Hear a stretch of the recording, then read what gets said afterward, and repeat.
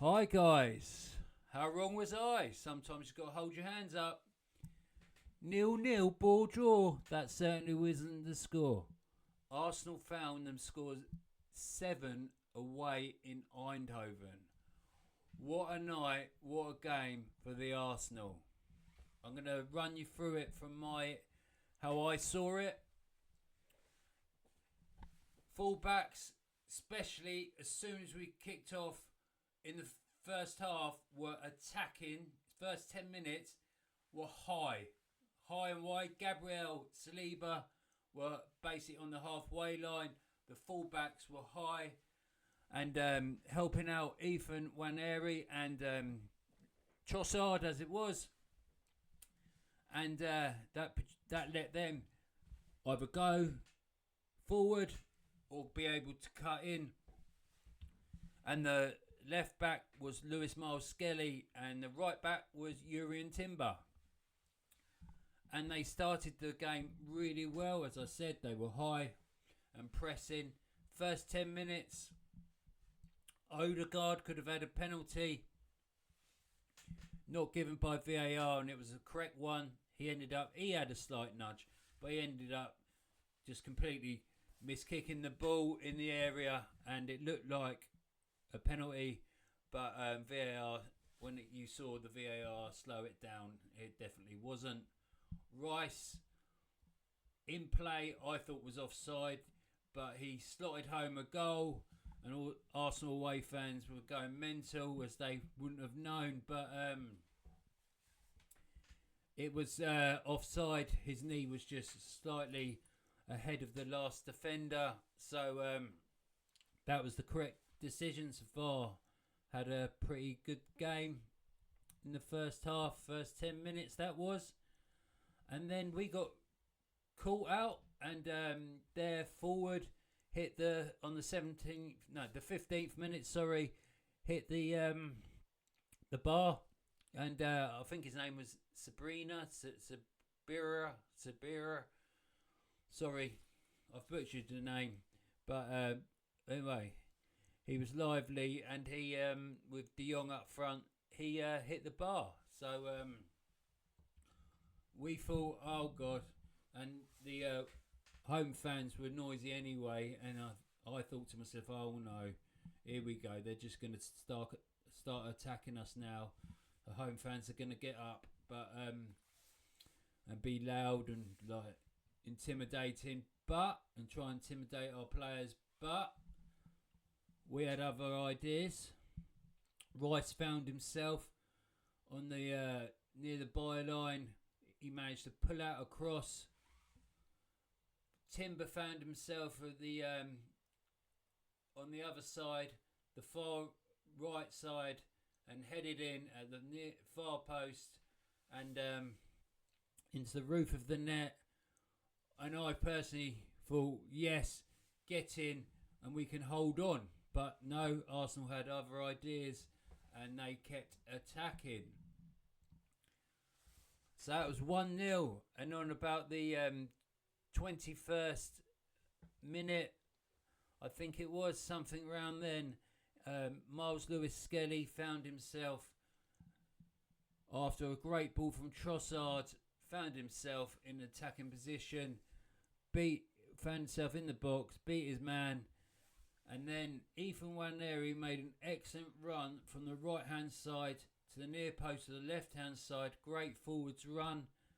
Ethan Waneri, Miles Lewis Skelly combined in, and Ethan with a great shot furiously hit. The ferocity on the shot was really hard and into the roof of the net. 2-0 Arsenal. Ethan actually become the third youngest player to score in the Champions League knockout stages, and so that was a good bit of history. But it actually works out that because Miles Lewis Skelly, the combination between Miles Lewis Skelly and Ethan Waneri, because he got the assist and the goal, is the youngest combination in Champions League knockout history, with the with their age. So one's 17, one's 18. Miles Lewis Skelly, the 18-year-old, supplying Ethan with a goal.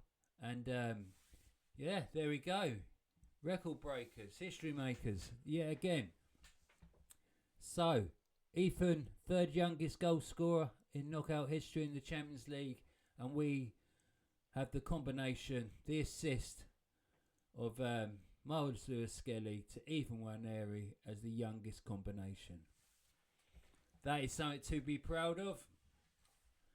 But Lewis Skelly found himself in a bit of bother in the first half, and he clattered on the 20-something minute. He made a foul, sort of clattered into the PSV player, and he picked up a yellow card.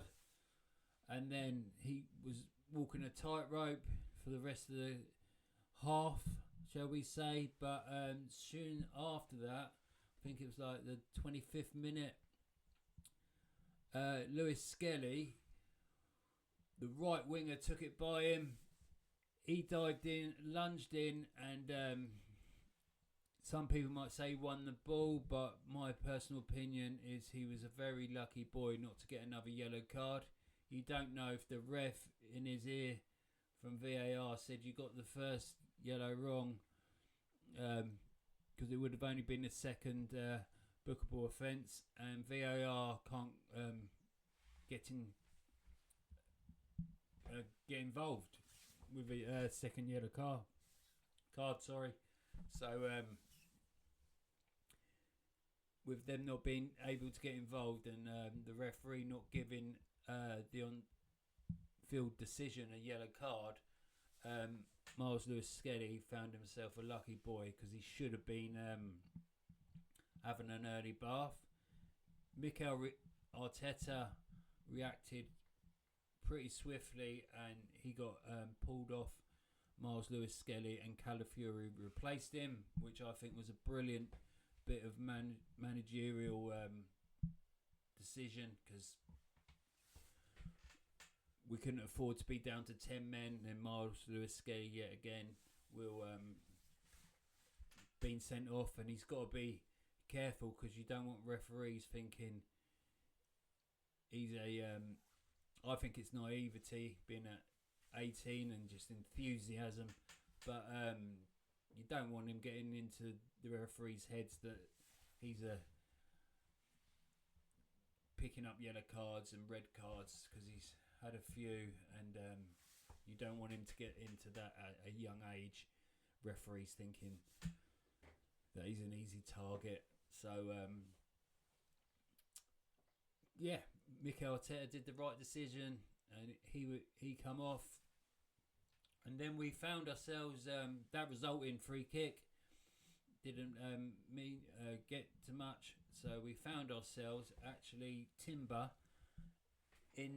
on the 30th minute. He found himself in the area on the right hand side of our attacking half, and it was a bit of a mix up, to be honest. It was like a game of like ping pong. It was like the balls were going everywhere, defending was shocking, and then Mourinho suddenly found the ball on the right hand side inside the box. He switched his body position to his left hand side and slotted it home with a great finish into the far post. So 3-0 to the Arsenal. The Mourinho song was in full from their away fans, was heard in full motion. So yeah, but then VAR got involved again. Could have been offside goal, and from the previous play, I think there was a few points where VAR could have got involved with this specific goal they were looking at. And I think the main one was Mourinho on the first phase of play being offside, because he was beyond the forward. He was much further on than the defender that actually made a play to block it. so that could come in. But luckily for the Arsenal, it didn't, and we got our third goal. And I thought, and I'm sure Mikel thought, get into half time, 3-0 up. If we can get another, great, but 3-0 up, half time, away in Eindhoven. And it would have been a great team talk. But on the 40th minute, Partey,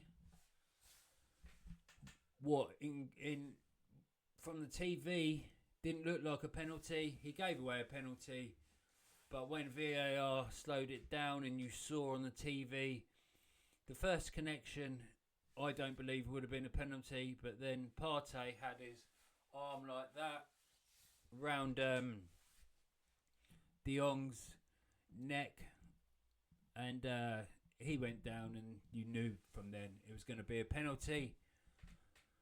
Their penalty taker was Lang, and he slotted it home with great aplomb. Great penalty. Hard into the corner, which I thought was it left Raya pretty much flat-footed, and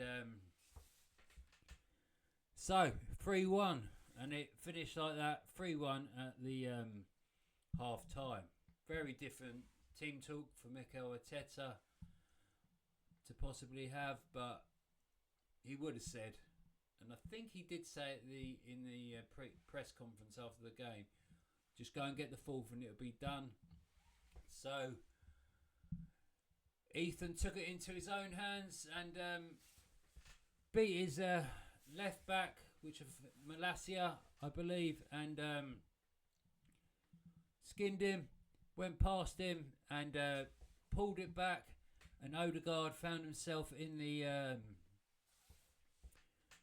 all alone in the position on his left foot, and he slotted it home comfortably. That would have given Martin Odegaard the fourth goal, but it would have given him great confidence, because with the penalty missed kick in the first half, and he was all right in the first half, but he was giving a few balls away. Like, Rice had a really good game first half, but and the second half all game. But Odegaard, he come into his own in the second half, and I think it was through that action, the fourth goal, set up again by that. How good is this boy? Even when I'm there on the big stage in Europe with an assist, and so a goal, an assist. What a young talent. But Odegaard slotted it home for the fourth. And his confidence was up. And it was the kind of game where, I'll explain in a bit with the stats, that you think it would be like a all Arsenal with possession, and the stats would favour Arsenal. But it's quite interesting reading, which I will go into in a bit. But then on a few minutes later, I think it was a 50-something, early 50s, Calafiori was advanced on the left-hand side in the attacking phase, and he found himself slotting the ball in the box to Trossard. Trossard ran to the keeper, dinked it over the keeper for the fifth, and so Calafiori got an assist, and then Trossard with possibly the greatest goal of the game, best goal of the game, but there was a few of them to pick from, so I'll let you decide in the comments. Put what your favourite goal was throughout this game. So that was the fifth, and then you're thinking, what's going on here? Like, we're in dreamland. So that was the fifth, and then Marino in the around the 60th mark found himself. His hold-up play was brilliant.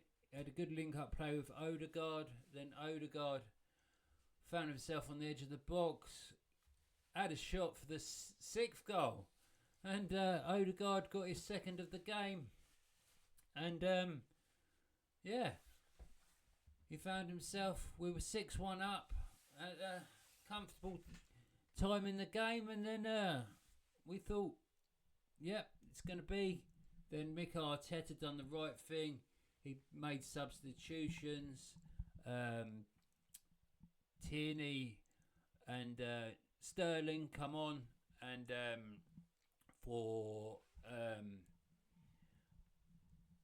think it was Partey and Nwaneri for the he came off. And later on, White and Zinchenko come on. But yeah, so those were the substitutions that were made, and for the rest of the game. But then the 7th come in the 85th minute, and before that, Ethan Nwaneri was running the show with Odegaard and was playing really well.